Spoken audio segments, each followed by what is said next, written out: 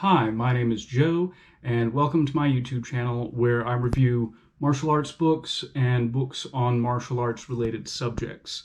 And today the book I'm going to review is Basic Boxing Skills by Floyd Patterson. It was originally published in 1974. The version I have is an updated one published in 2007, and Bert Randolph Sugar is also credited as a co-author, although it looks like all he did was actually write the intro. So for background on the authors, Floyd Patterson, until Mike Tyson came along, was the youngest heavyweight champion in at least modern history. He was 21 at the time. This was in the 1960s. He was actually trained by the same guy who went on to train Mike Tyson. And that would be Cus D'Amato. So Patterson came just after Rocky Marciano and just before Muhammad Ali in that era. He actually fought Ali twice. And Ali would go on to say that he was the most technically skilled boxer that he fought. Bert Randolph Sugar was a pretty famous boxing historian. He died within the past 10 years, maybe less. But up until that point, you could see him in various programs on like ESPN. Usually he would be paired up with Tony Atlas, and in fact they have a book together called Boxing's Book of Lists, I believe. I don't have it, it's on my wish list. And he was also the former editor for, I think, Boxing Insider. So this book is rather compact. It's a little bit on the thin side, but it does a very good job of covering the basics of boxing. So starting with chapter 1, before you begin, it covers even things like, here's what a boxing ring is, and here are the rules and how they vary from place to place. Or he addresses that they vary from jurisdiction to jurisdiction. It also includes things like, how to wrap your hands, stuff that you would find kind of standard with, boxing books. He goes on to talk about things like stance and movement, movement including bobbing and weaving, upper body, defensive movements. Also goes into a chapter on offense, which is your basic punches, as well as a little bit on infighting and fighting out of crouch, as well as a chapter on defense, which includes, slipping, punching, counter-punching ideas, clinching up when you're being attacked.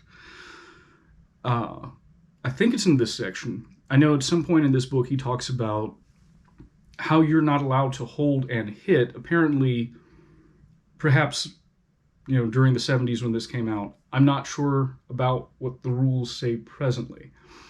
But what he talks about is you are allowed to wrap up the guy's arm and hit him with your other arm.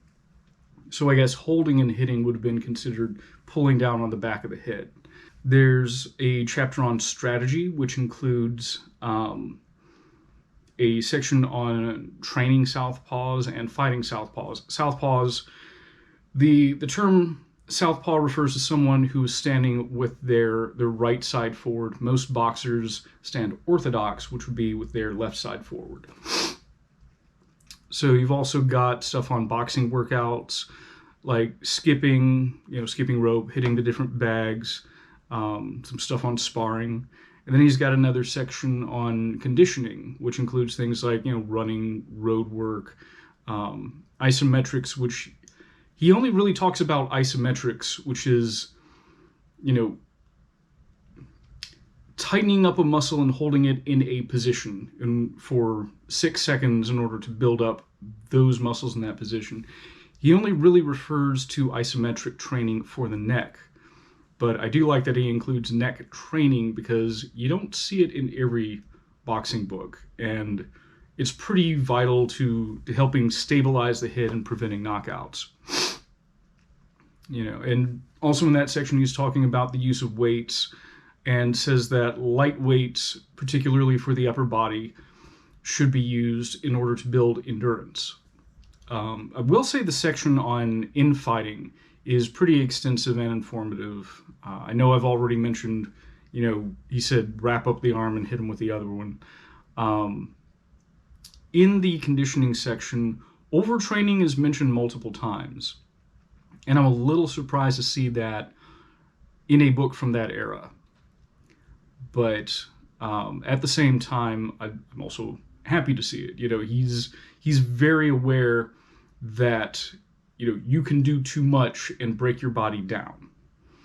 So it's nice to see that mindfulness is passed along in the champ's observation and instruction. Another funny little quirk is when he's talking about diet, he is very specific about diet. It's like, okay, so for breakfast, you want to eat at this time, and you want to have, toast and cereal and an egg and some fruit and tea. And, you're going to eat dinner at 6 p.m. and it's going to have, broiled steak or lamb. I mean, he's very specific about that, which that actually seems somewhat common, going back to books from as early as the turn of the century. But it does sort of tickle me how the diet is so specific, when these days I think most nutritionalists would probably be working with a fighter and making adjustments based on, what that particular fighter needed. Of course, like in gross, overarching terms, we know certain, I guess their macronutrients are needed in order to help out certain specific activities. But, like I said, it's just, I'm almost curious to follow the diet, but I'm not in a boxing camp, so I would just put on more weight. I need to stop eating like I do. Anyway, another interesting little quirk of this book is that he wears what he calls knuckle gloves, which actually look very much like mixed martial arts gloves in that, the fingers are split, the padding comes down to here so that the end of the fingers are free and the thumb. And it actually reminds me of Melton Bowen in UFC 4, who was the first one to wear that type of glove in mixed martial arts. And this shows that, at least that style of glove had been around for a while. I think another cool thing about this book in particular, but listening to old boxers and boxing coaches talk in general, they just have the best stories. There's one story in here. It's in the running section. He splashes around stories to sort of, flavor the book and emphasize certain points. There's a story about a guy in a training camp with another boxer, and the one asked the other, like, well, where do you run around here? And he said, around the lake. And in the guy's mind, he thought he meant around an entire lake, and that wasn't the case.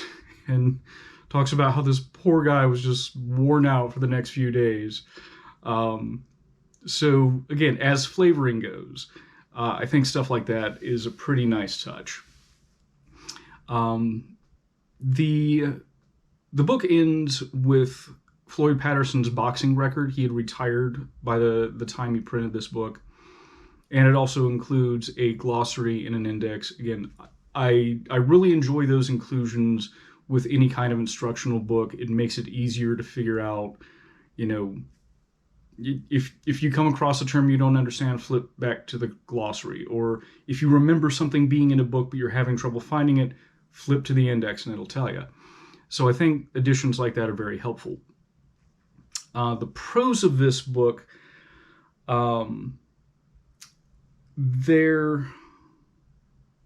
first of all, there are few people as experienced as Floyd Patterson when it comes to the science of boxing, and he paired up with his coach, Customato. Between the two of them, they had a lot of good, well thought out technical advice, strategic advice.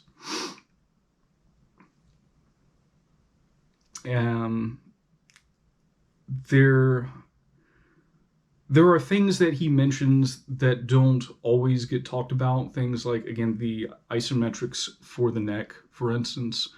The details on the infighting, which I really liked. So, you'll find things in this book that you won't find in a whole lot of other books. And again, the book itself it's not huge. It's not an encyclopedia. So it's pretty good bang for your buck when it comes to that. If there's any downside, it's that I think the fundamental, especially the strikes, the punches, I think that section is somewhat brief. I think it could be more detailed.